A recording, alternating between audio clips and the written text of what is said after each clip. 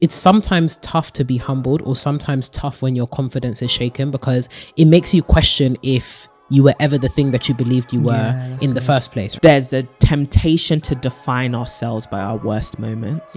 Something happens that shakes my confidence. I don't allow it to break my confidence. Being confident doesn't guarantee you success in everything that you do, like contrary to popular belief. When your achievements become your norms, you don't celebrate them. Yeah. You're waiting for your deficits. Hello and welcome to the To My Sisters podcast. I'm Renee. And I'm COURTNEY, and we are your online sisters and hosts of the To My Sisters podcast. Now we are all about promoting the wellness, growth and development of a community of sisters across the world. And in today's episode, we are going to be talking about entering into your confident era, okay? From it girl, that girl, all of that jazz. How do we transition to embracing our insecurities, overcoming them, and really becoming confident in the women we are and the women we've been called to be? Yeah. Oh, it's giving confidence. It is indeed. Girl. It is indeed. Well, sisters, before we get into it, you already know the dealio. We have some housekeeping announcement.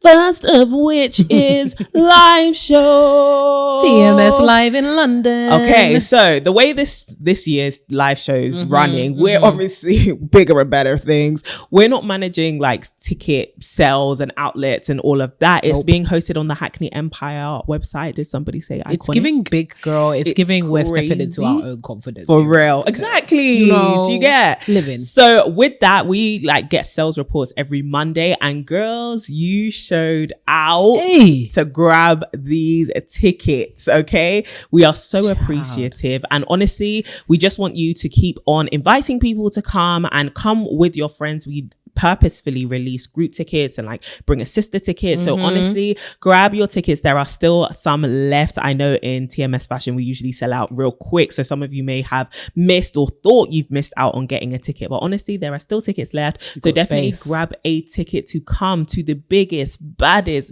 gathering of sisters in London on October 27th in London town. All right. We have some cool announcements regarding live show coming up soon with, speakers, guests, co-sisters, all of that, hosts. Oh those people, those folk that turn up at these things, Yep. So honestly, check out the link in the description and in the show notes to head straight to the Hackney Empire website and grab your ticket.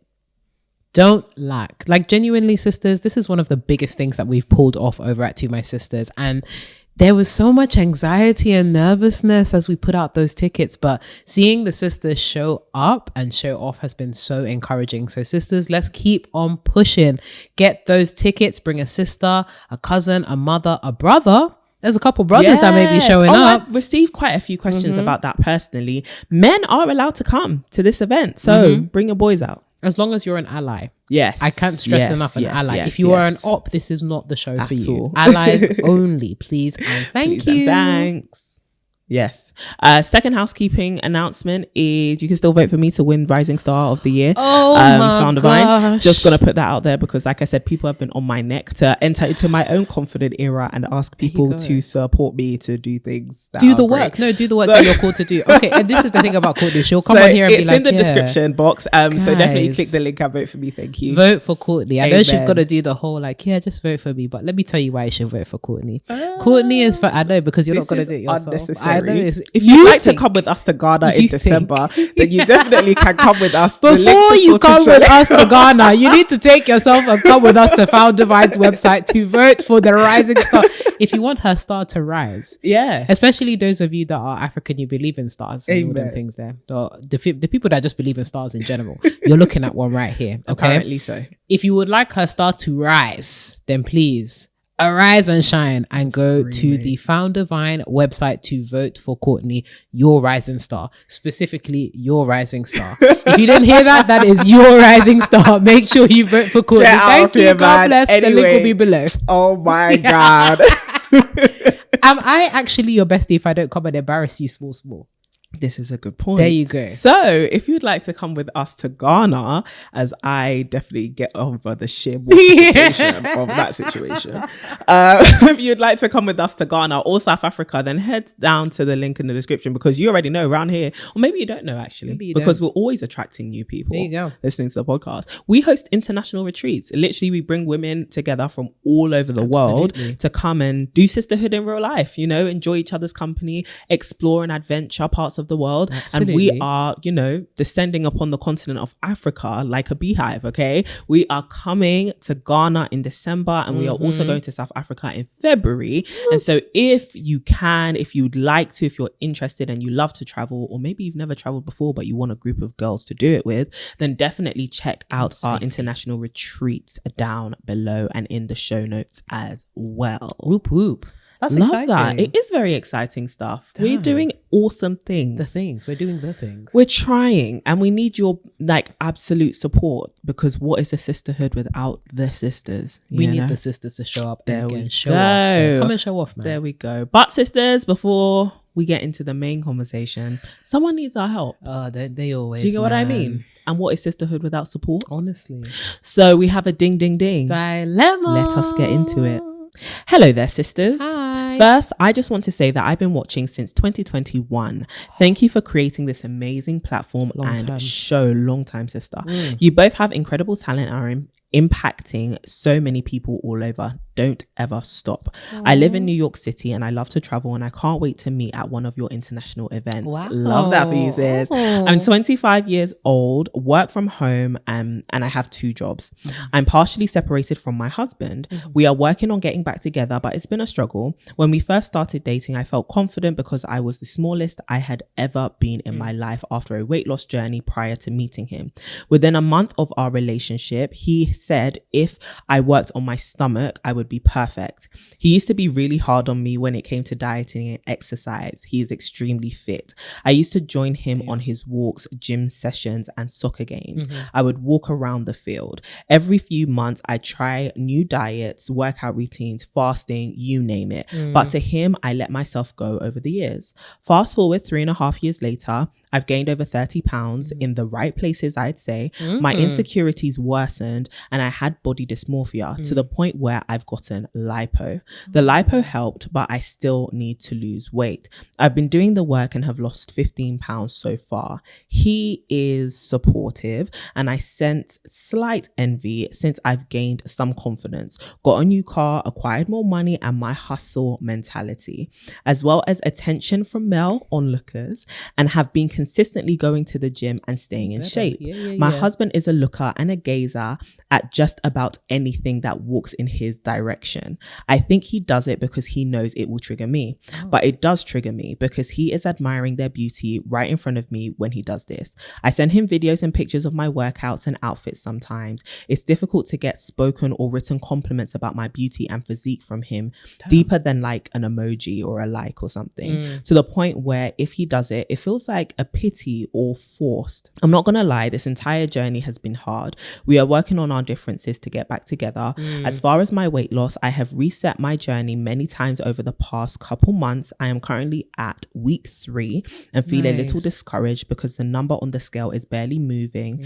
And honestly, I want fast results. I really don't want to fail. I know if I keep going, I would see better results, but it's so far away. How do I stay consistent, confident, happy, motivated, secure, and determined on a journey like this? This is a layer. This is a many layers to this one. It's giving cake. Hey, it's giving double decker bus. Honestly. Wow. First of all, sis, congratulations on your journey. Like, it's very not easy, especially as it pertains to your health, your well-being.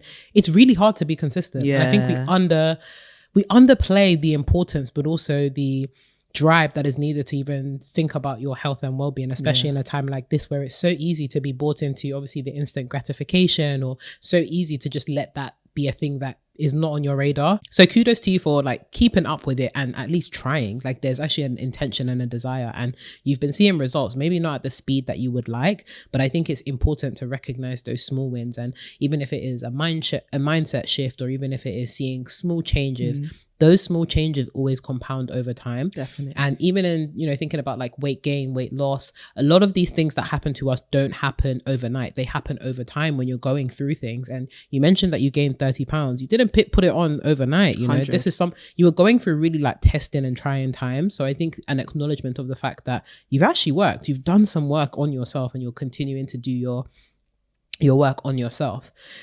There's multiple layers to this dilemma. The first layer is this relationship with you, this man. I'm not here to judge anybody's relationship, but the first thing that I was thinking was, this guy sounds a bit like a narcissist, and he might need to go to therapy, because it's really giving saboteur. I don't know if y'all do you remember that show? I can't remember what it's called. Is it The Sorcerer? I think it's something like that. Sabotage or something. And you had to figure exactly out, what right? Who was sabotaging the games? Yeah, who was it was on CBBC. Yeah. And as times. you were reading out this dilemma, I just kept on thinking, you are the saboteur. Do you know what I mean? Like, you are somebody that is posing as, obviously you want to be in this relationship. He wants to be in this relationship with you, but for all intents and purposes, I haven't heard in the course of that dilemma anything that he has done that has been supportive or loving, and perhaps it's just the nature of a dilemma where you tend to highlight some of the more negative elements. So I don't want to assume the worst, right? But from everything that I've heard so far from this dilemma and the limited information around your husband, this guy is not given supportive spouse at all. Now, I'm not saying that you should completely bin him, because it seems like you're both doing a work to restore this relationship. But I think your husband. There you go. He is your husband. But I do think it is worth, if you haven't already started thinking about doing some kind of counseling with him or doing some kind of work with him that requires a third party, because I don't think it's normal to, you know, have to seek validation or seek affirmation from your husband, like prying out some kind of blood from a stone. Do you know what I mean? Like, no, genuinely, because people will be telling you, oh, you're insecure. And it's like, no, when somebody actually loves you, they will do what it is necessary to ensure that you feel comfortable, happy, and they express their love. And if it feels like you're pulling blood from a stone, or, you know, you're pulling out teeth, then it's not giving affection. It's giving, you need some help, because expressing love and expressing affection to your spouse should come normal. Yeah. Another red flag that I heard was the whole that whole element of like envy, but then at the same time you're looking at other babes because you think it's going to trigger a reaction out of me. It's definitely giving narcissist. So I think addressing that with him, if you haven't already, it does sound like it's something that's cropped up quite a bit. So obviously I won't judge, but it's definitely something you need to address with him and see, okay, this is making me feel a particular type of way, and in a functioning relationship, like, this can't run between you and I. And then the first thing that you mentioned insofar as you would be perfect if your stomach looked like this. Red, bloody. The flag is bloody. The flag is because you don't get, first of all, you don't give feedback like that. Second of all, it shows where his priorities are, right? The aesthetics and not the functionality. It would have been different if he had said, you know, babe, like, I have genuine concerns about your health and well-being, not necessarily because you look a particular sort of way, but because it's impacting your confidence or it's impacting the way that you feel about yourself. But this whole, you are no longer desirable to me, or you have to do X, Y, Z or this kind of work in order for me to feel like I can desire you. Yeah. Bad. Take that, get that. You are the saboteur, the 100%. Chief saboteur. And I think it's worth, again, having a conversation with him. I think even this period of separation, I know that you're trying to restore this relationship, but I think leveraging that separation to really like understand yourself, where you're at, do the work of stitching up your mental health and well-being, because it feels like and sounds like your mental health has taken a huge hit as a result of obviously your bodily and physical changes, but also this separation and these restoration attempts. So I would definitely encourage you to go slowly in terms of patching up things with your husband. Obviously it's a priority, but you need to also prioritize being whole before you step into that situation of unity. It's a lot easier to bridge together and bring two things together that are whole than trying to bring two things together that are broken. And it still sounds like there's an element of brokenness both in you but also in your husband that needs to be addressed and healed, and perhaps actually leveraging a little bit of separation or a little bit of distance from each other would give you the space to really think about, okay, what do we want for ourselves in terms of our physical health, our emotional health, our mental health, and then what are the things that we need to address in our relationship in order to restore and heal. And this is going to be an ongoing conversation. As you mentioned, you know, you're partially distanced from your husband, so it's a partial work, right? It's a modular work that you have to do in order to restore entirely. And I think, don't be fooled into thinking that the onus is on you to restore this relationship and the onus is on you to change in order to get that transformation right. It's not going to happen just because you've lost weight, because what happens when you gain weight again? It's not going to happen just because you're confident now, because what happens when later down the line you feel a little bit less confident for whatever happens. Partnership isn't about love, conditional love under specific circumstances. It's an active choice that needs to be renewed every single day, no matter the circumstance. And for all intents and purposes, the work that I can see your husband needs to do is really figuring out, do I have the capacity to love, to actively choose to love my spouse and my partner, irrespective of the circumstance? And that may look like occasionally sharing some hard truths, but truths that are delivered in love and rooted in that active choice to love.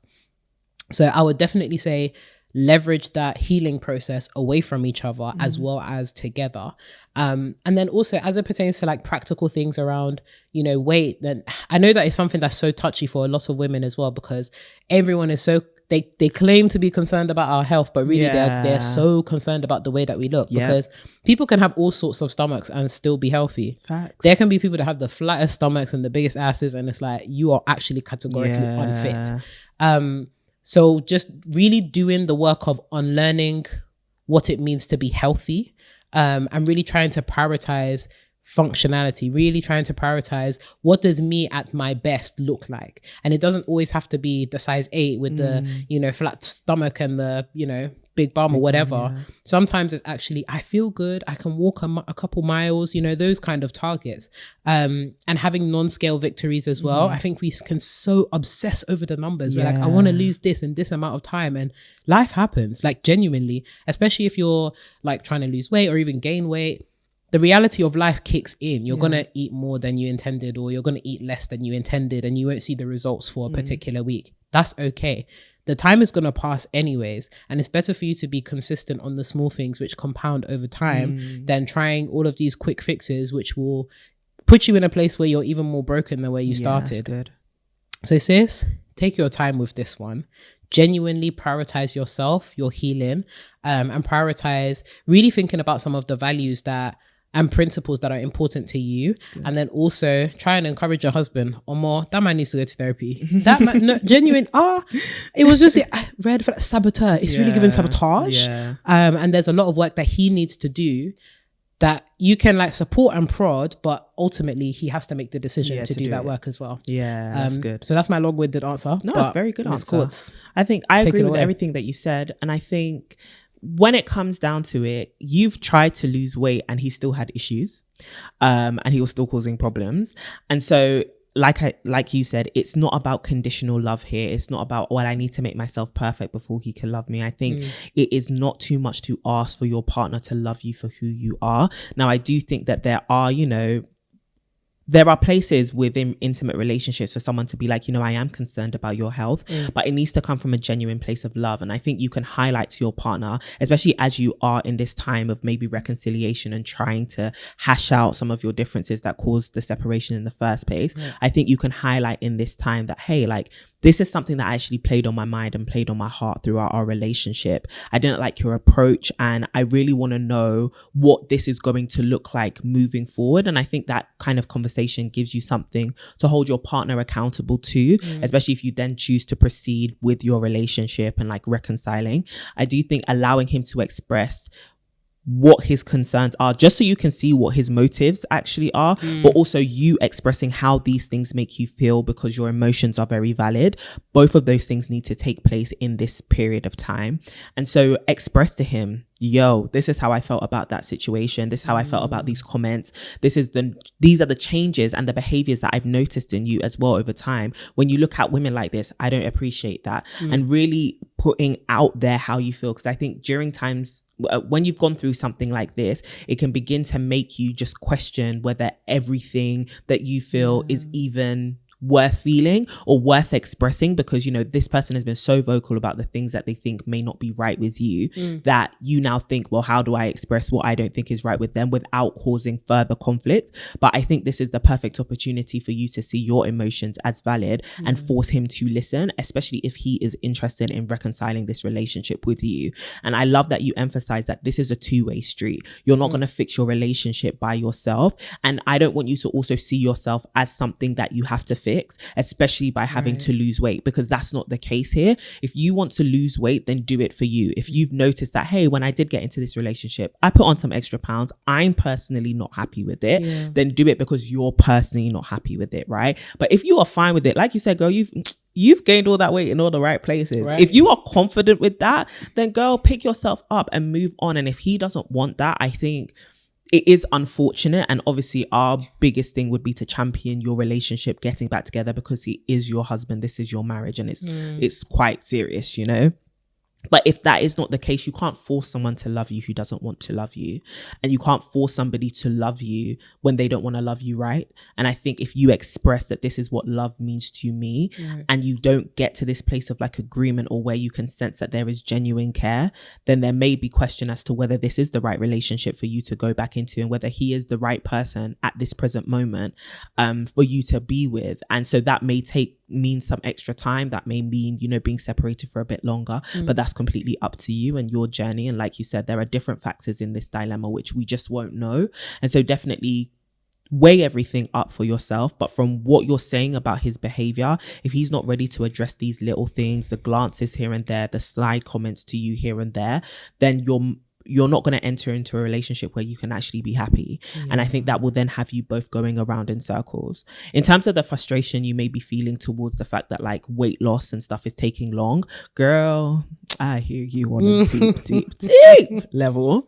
But in terms of what you were saying about staying confident, staying happy, staying consistent, all of that I think is nestled in you just taking that daily action every day. It doesn't mean that every day has to be perfect. And it doesn't mean that every day has to look like, you know, doing 75 hard and you're doing, 3 hours of working out every single day. But it does mean that every day you should do something that shows you that this is actually something that means a lot to you, and that this is something that you are committed to. You're committed to yourself. You're committed to your progress, and really enjoying the journey of not punishing yourself. I think that's something that like I've had to highlight to myself over time. And we've said it many times on the podcast, where don't see weight loss, don't see discipline as a punishment, but definitely see it as an evolutionary journey. And you are currently evolving as a person. You are finding your voice. You are finding your confidence. You are finding, you know, what it means to be in and out of a relationship. And that is a lot of discovery. And so allow yourself to go on this journey where you are presented with daily challenges that you can overcome, and you can prove to yourself that you are actually able to stay dedicated. You are able to actually, you know, set out to nourish your body and love your body in this specific kind of way, which is giving it, you know, really nutritious meals, moving it a bit more and all of that. But don't be so hard on yourself, and don't think that a quick fix is going to fix things, because like you said, you already got lipo and that didn't fix things. You know, you're still actually at this point where you're realizing the quick fix doesn't always fix things. And so allow yourself to go through the long journey at this point, because that's when you'll actually build the confidence, by building that track record of repeated actions, showing yourself that you are committed to yourself and you're committed to your growth.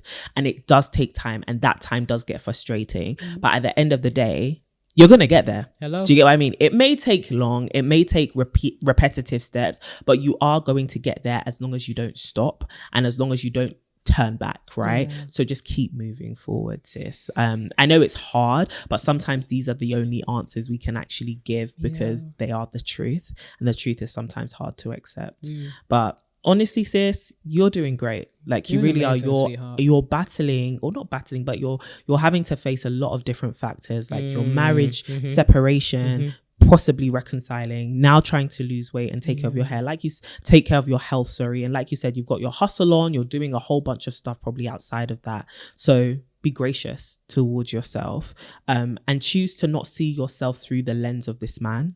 Try to not see yourself through the lens of this relationship. Absolutely. Either. Discover who you are outside of that. The person that you came into, as into this relationship, who was she? That person before you met this man, who was she? And reconnect with that level of independence and love yourself in that way. So that you can move forward in a way that isn't trying to appease him and satisfy him, or even beat yourself down and force yourself to be something because you hate the person you are now. So yeah, I hope that that's helpful, and we'll really be interested to hear what the journey looks like. So keep us informed. And sisters, as always, if you have any advice, drop them in the comments, because this is a community. Hello. And we are here for community knowledge. Okay, so definitely share your advice, your wisdom, and anything you have to say. We would love to hear that. So I guess bouncing off of that really well, have you ever felt like there had been a significant knock to your confidence, Miss Renee? Oh, child.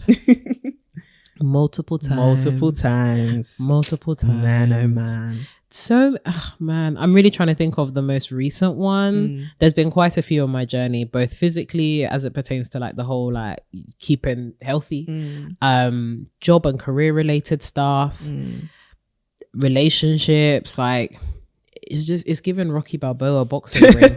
There's definitely been some moments where my confidence has been knocked or shaken, at least, or there has been some kind of external threat that has just made me think, am I what I thought I was? Yeah. Like, am I really the it girl, really, or am I the to the side girl? You know what I'm saying? Am I a side chick really in the grand scheme of things?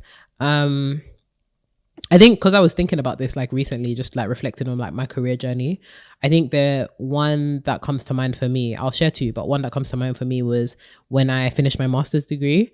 And I wouldn't say that I was necessarily arrogant, but I had there was this understanding that's like, when you finish, you've got your master's degree, you've got your education, things are going to be easy. You're going to be that boss girl that just like gets a really sick role, or like you're an entrepreneur or whatever, and like you're just flying high.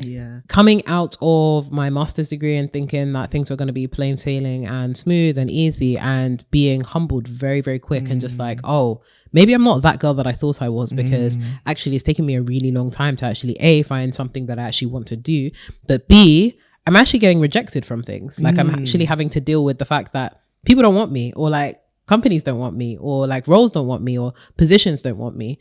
So that was definitely a serious like knock to my confidence, because I was just like, oh, all of these things that I had been acquiring in order to be in a position where I wouldn't have to be fighting for my life. Inadvertently, I found myself still fighting for my life. So that's one example of like when I definitely felt like my confidence was like shaken.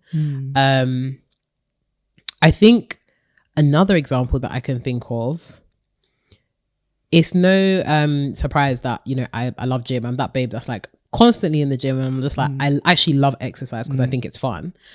I very recently, maybe a couple of months ago, herniated my disc in my back, and Courtney even remembers when I was like coming out like, baby, my back hurts. Like I couldn't even sit down and stuff like that. And that was really humbling, because as somebody that has been invested in this whole well-being journey, this whole like exercise journey, and thinking that I had gotten to a level of expertise where I had minimized risk and injury, getting injured like 6 or 7 years into the game. Oh my goodness. I just felt like I was just like, I'm going to throw everything away. And I think it's sometimes tough to be humbled, or sometimes tough when your confidence is shaken, because it makes you question if you were ever the thing that you believed you were in the first place, right? Like you had this belief in yourself, and now you're kind of like, oh, not only am I scared right now or shaken right now, but I'm now starting to question the foundation of everything else that I believed in to be true about myself. And I think what's actually been so encouraging, especially about like the last few months, or I want to say maybe the last like 2 years in my life, is being able to have the two side by side. So I can have my confidence shaken in like a moment, but disallowing it from going any further than that. So it's like, okay, maybe I was wrong in the moment, or maybe this thing shook me or made me feel uncomfortable, or there's an area there that I need to learn and grow. But stopping the conversation there for me is very, very important, because I'm prone to overthinking. I'm prone to being that person that genuinely starts to have like you know when like you let things continue, you let things fester, and you just are constantly thinking about these things again and again. I'm that kind of person. And before, it used to take like one chink in my armor and then the whole thing breaks apart. Now there's layers to it. Like, okay, maybe the outer layer was kind of hurt a little bit, but there's fortifications now that mean that when something happens that shakes my confidence, I don't allow it to break my confidence. And I think it's that, and having that delineation that has been so important in being able to not only like heal, learn and grow, but then also move on. Because sometimes it can be so hard to move on because now you have this new data that tells you actually you're not good at what you did. Like you're actually not good at what you do, and there's an area that you need to improve in, and that's humbling. And I think I was having a conversation with another one of my friends, a male friend actually, where we were talking about like the socialization of men versus women. And for all intents and purposes, a lot of women are socialized into thinking that they are a finished product. So it's very, very difficult for you to believe that there's still work for you to do, because a lot of our lives have been geared towards being the perfect partner, or being the perfect like mother, or being the perfect quote unquote woman. So there are certain instances or certain stages that you get to in your life when you're faced with the reality that you're falling short somewhere. Damn, it levels you like like the way that the way that mountain just cascades. Whereas obviously I'm not saying that it's easier for men, but this whole notion of like constant growth, this whole notion of like continuous improvement, I think at least for me as a woman had been very, very difficult to implement in my life, because I had been coached into thinking that I am more of a product rather than having the privilege of being able to go through a process. So yeah, it was hard, man. That's interesting. It was hard. I would have thought it was kind of the other way around, just because I feel like women are constantly told there is more work on themselves to do, in the sense of like, but you could be better here, you could be better there. And I think even when you achieve something in one area, there can be a tendency to just look at what isn't adding up or isn't good enough in another area. Like, oh, I'm really killing it in my career, but oh no, my personal life is kind of, dying a bit. And what I've seen sometimes through my male friends is like less of that comparison and more of that focus or a fixation on the things that are going well. And it's like, oh no, okay, yeah, relationships are going trash and maybe my family hates me, but I'm really killing it in my career. Do you get what I mean? And kind of focusing on that as like a marker or the benchmark for their confidence and that real catalyst. But that's really, I think that's an interesting way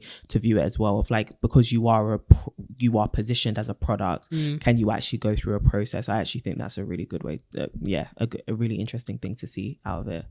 I think for me, confidence has definitely been a very interesting journey, because I think people perceive confidence or can mistake loudness for confidence, or mistake like you being, really out there and forward facing as like, oh, you must be a super confident person. But I think, like you said, there's actually layers to this, and you can be very confident in the sense that you are not scared of being out there. You're not scared of maybe speaking in public or being seen. But I do think that there can be, for me, there has been times of insecurity surrounding like, ooh, okay, am I, again, like you said, the person that I think I am?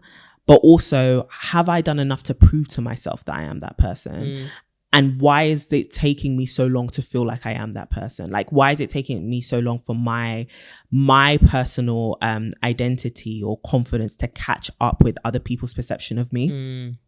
And I do think that there can sometimes be this general fear that can, and nervousness that can cause to rise up in you, which is, oh my gosh, everyone thinks I should show up in this way, but do I actually trust that I can show up in that way? And it's like, but everyone else is really confident in me, but I'm not confident in me.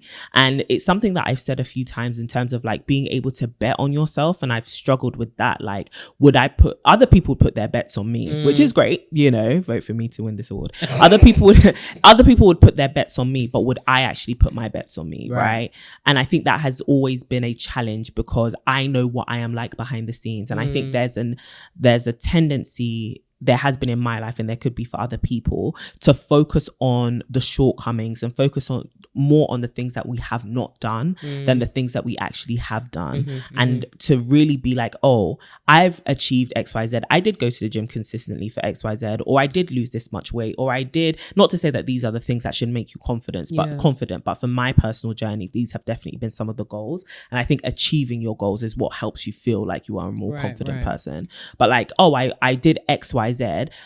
Instead of focusing on the things I did do, I'd be like, oh no, but I, ate way too much last week. Or, oh, but I didn't go to the gym for like 3 days in a row and I was extremely tired and I was being lazy. And I think there's a temptation to define ourselves by our worst moments instead of allowing us to lean into the fact that we are the same people who was in our best moments, right? Who performed in our best moments. And we don't use that as a true definition of who we are. We'd rather look at our shortcomings because we think we have more progress to do and we're constantly falling short. And I think that's another element that like makes your is a knock to your confidence. Feeling like you're just constantly never enough. Like, oh, am I doing good enough?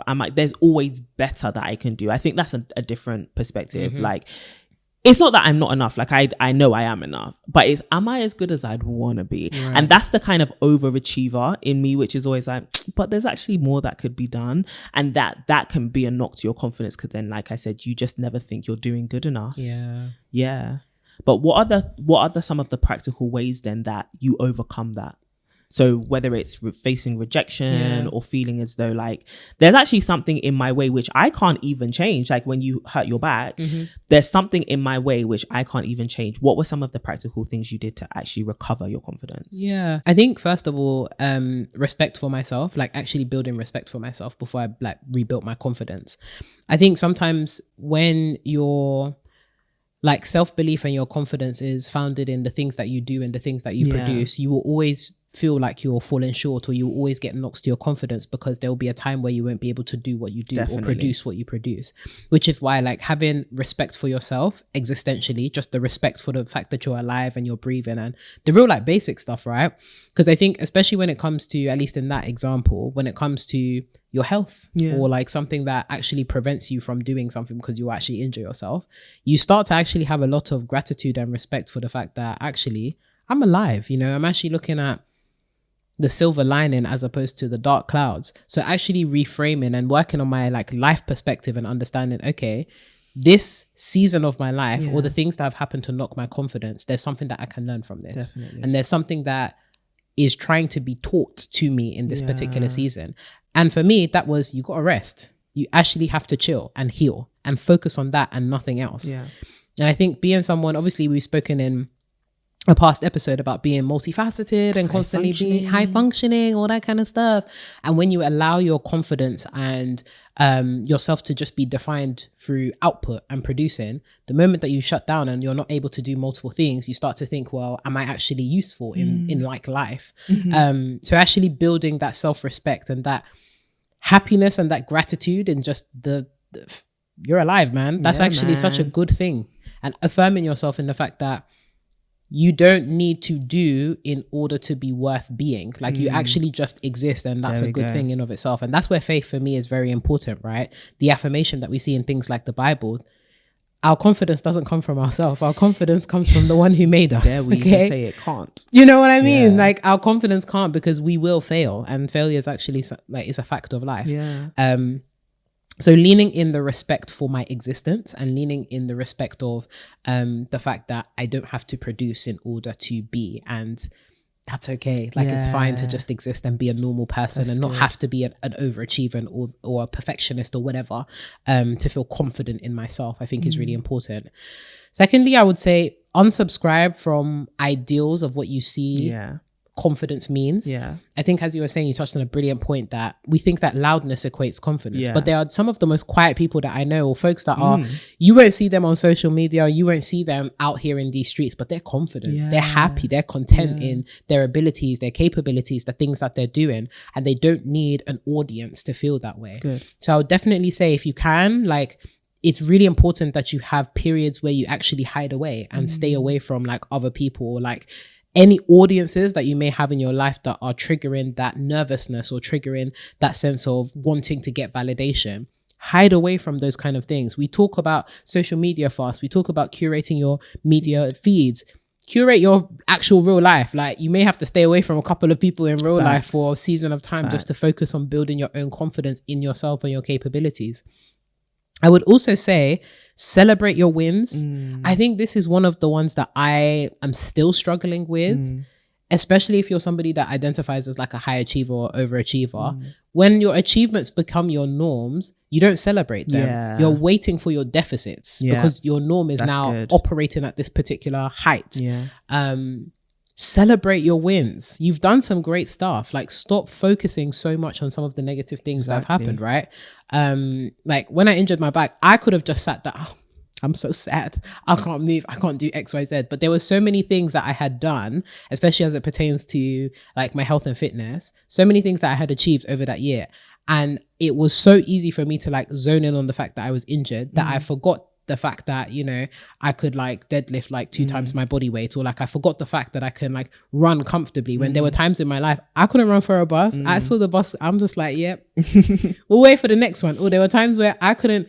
To be fair, the stairs on the underground and the inclines they be having is a serious thing. But there were times where I'm taking the lift, baby, like those kind of wins and celebrating them, right? And it's the same in like, if you're going in rough patches in relationships, for example, it's so easy to over index on your deficits rather than celebrating your wins.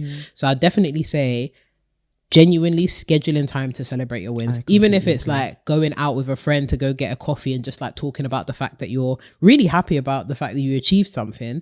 Or if it doesn't have to be a post on social media. It can just be you treating yourself. Go get a nice meal, take yourself out, celebrate your win. You won. That's good. And stack up those receipts. Sometimes you have to remind yourself who you are in the face of things that were conjured up to test who you are, right? Good. So in the face of your deficits, you have to be able to show up with your receipts. So when something comes to knock you down, you can push back that knockdown because you have a whole list of receipts that told you, actually, I am who I said I am. You know what I mean? Like, maybe you're running a business and there was 1 month where you lost money. All of the other months that you are operating at a profit, you've got to pull up those receipts, print out those bank statements. I was making 5K this month. I was making 10K, whatever it was. Sometimes it's a practical, tangible thing of showing up with the receipts to speak a different story into your life, as opposed to allowing the deficits that are coming up to speak that story and that narrative into your life. And I mean, it's even like a biblical principle. We talk about affirmations. We talk about there is life and death in the power of the tongue. But there really is life and death in the power of the tongue. What are you allowing to penetrate into your soul? What are you allowing the stories about yourself to be told to yourself? So if you're constantly stacking up your deficits, then you're always going to be operating from a place of scarcity, from a place of deficit, from a place of lacking of confidence. So stack up your receipts. And I think that's even more important to do, because oftentimes we rely on other people to do it for us. And when I say I resonate so strongly with that gap where people be, I have so much faith in you. You're doing amazing, sweetheart. I will bet on you. I'll even put money on you succeeding. And it's like, well, baby, I need money. I do need money. You do that because I need money. And it's like, would you bet on yourself? Would you go to like, you know, William Hill and be like, you know, here is the Renee coin or the COURTNEY coin, and I'm going to put money on that. And if your honest answer right now is no, you have work to do. You need to get to a place where it's like, actually, I back my set. Even if I do lose, it's not even about the outcome, but it's actually about the belief in yourself. Irrespective of whether I win or lose, I'm backing myself because I actually believe in my capabilities. There we go. Not just because of the outcome, but actually my actual abilities and capabilities. I may have lost this particular game, but you know what? I've won 10 games before that, and I'm going to win the one that comes after that. So yeah, I love that. And I think that's the beautiful thing about building a track record for yourself, because there is always that thing to go to say, you know what, I've done it before and I could do it again, or God's done it before and he can do it again. And that really does build your confidence in knowing that even when you are not, because being confident doesn't guarantee you success in everything that you do. Like, contrary to popular belief, it doesn't mean that it's going to set you up for the perfect life. You're going to have knocks. You probably will experience some rejections, and it's easy to get lost in those things. But I think once you have a track record there, you can remind yourself that actually this door may be closed, but other doors have opened for me. And the same person who made it happen before is the same person I am, or if not, I have even grown since then. I am actually better. I am more optimized. I am better at doing this, and I can make it happen way more smoothly. And don't allow, there are so many different circumstances to life. Like, I think that's another thing we forget about. Not everything is actually within our control. And so if something has happened to you, don't see it always as a reflection of you. It's actually just a multitude of different factors coming to play, which means it hasn't been the best outcome for you. But also, I love that you mentioned like having your confidence underpinned in something far greater than your performance, because a lot of times when you don't identify yourself as a confident person, you can just find confidence in the things that you have achieved. As much as it's good to have a track record, your confidence should not just be based on the fact that you have achieved really great things, because if a blow does come, it then sends you in this downward spiral of having an identity crisis. But actually, it should be underpinned in the fact that God's got me, firstly. That's, boy, I don't know what to tell you. The people around me actually love me. And this is why it's important to build a life that you can be happy about. Because even if you're not happy about your present circumstance, you can still be happy about your life. And there's a very key difference. If something happens to you during the day and you're like, I'm actually not happy with how this happened, and I'm trying to log off of my computer now and I'm going to go for a nap. That's different to now wanting to give up on your entire life, right? Because oftentimes when you do have that work email, you get that rejection, or that thing that, you know, you get that report that says, hey girl, you're in your account's in minus. At least you can close that phone, close the app, close the email, and look up and think, but I actually love my life, right? I love the people around me. And it's these very basic things. I think the older we get as well, we realize that these things of being able to call your friend, call your best friend, call your sister, call your dad, and just be like, hey, I'm having a crappy time right now. And even be able to laugh and find joy in those moments, or find comfort in people, lets you know that as much as life circumstances might not be great right now, or this particular circumstance might not be great, your entire life setting is actually really a blessing, right? And we can lose sight of these blessings and we can stop being grateful. And I think confidence is really linked to gratitude sometimes, because if you are not grateful for the things that have happened, you close the window of possibilities to what could happen, right? So allow yourself to actually be grateful and to experience joy and to rejoice. Like, I think the what we believe in our faith, like rejoicing and praising, is so important, because life will knock you. Like, life will give you a few blows. And if you do not allow yourself to actually rejoice, you're going to be mourning all the time. And there's a season for everything, and you need to embrace your seasons to rejoice, right? And you embrace your seasons to stand firm in, this happened well for me. And this is a message to everyone out there who deflects as well. When something good happens to you, like you're saying, you're like, on to the next thing. Oh, wait a minute. Hang on. You need to hold on to this, because you actually don't know what the next thing is. Sometimes there's this certainty that, like, oh, I'm always going to be on an upward trajectory. And again, that's another like folly of the confident woman, right? I'm always going to be up.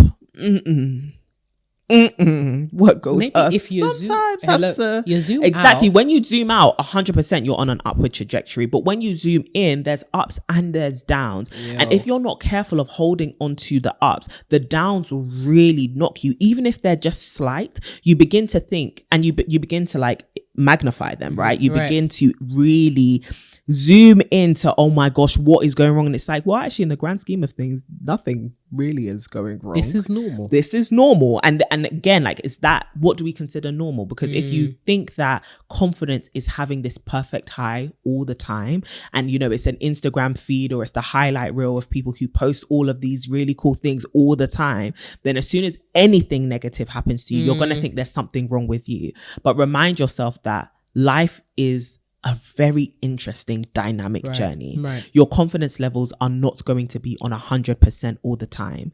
And that's okay, as long as your foundations are not shattered, right? You can be shaken, but if your foundations are not broken, you're okay. And if your foundations are, I'm loved, I actually love myself, I believe in my capabilities, I believe in my talents, no matter what comes at me, you could literally pick me up from here and put me in the middle of a desert oasis somewhere, and I'll find a way. 100%. Right? And that's being able to back yourself. That's being able to bet on yourself. It's not about the external circumstances. It's about the internal person I am and who I know myself to be, the receipts that I have built over time. And my receipts tell me come hell or high water, I'm going to be okay. You have to be as well. Sometimes your circumstances demands that of you. Exactly. That you have to be okay. Exactly. And that is okay too. And that is all right. Well, sisters, we hope this little pep talk was actually helpful. We hope that you got some practical advice as well as just a little bit of encouragement as you go into your new week so that you can start to enter your confidence era. I know that especially when we get to these times of the year where it feels like the end of the year is coming rapidly, we can start to reflect on like, damn, what have I done? Where am I at? And honestly, sis, you're probably further than you think, but we need you to give yourself some pats on the back. Absolutely. And if you do feel like, or you come to the realization that I actually haven't done much, it's fine. Don't beat yourself up about it because you can't enter into your confident era battered and bruised. Honestly. You really can't. So yeah, we hope that you have an amazing week. As always, you can follow the Sisterhood across all social media platforms and you can follow us individually to see our confident journeys, okay? Yes. Our confidence journeys. The lovely girl on my right is at Renee Kapuku and I am at CD Boating. And you can also sign up to our mailing list because we send you weekly glowing and growing tips. Not only that, but the sisters on the mailing list actually got the best tickets for the PMS live show. They did. Can't lie to you. Don't say that we don't give you nice things because we do, but we give nice things to those who are confident enough to sign up to the mailing list. Well, so ToMySisters.com. There we go. If you want to start that journey towards building up your confidence levels, how about you take the plunge, the leap, you jump off the cliff and into the beautiful, wonderful, magnetic community arms that is the To My Sisters mailing list. Yes. Well, we'll talk to you very, very soon. As always, Sundays, evenings, that's when you get an episode from us. We'll be here even when we're tired and preparing to travel. T-minus. For those that are even listening, Courtney is going to Singapore. As you're listening to this, she's going to Singapore. So yeah, the episodes may be a little bit short, but we're always going to try and bring you our best. So sisters, we love you. We thank you. We appreciate you. And as always, keep glowing and growing.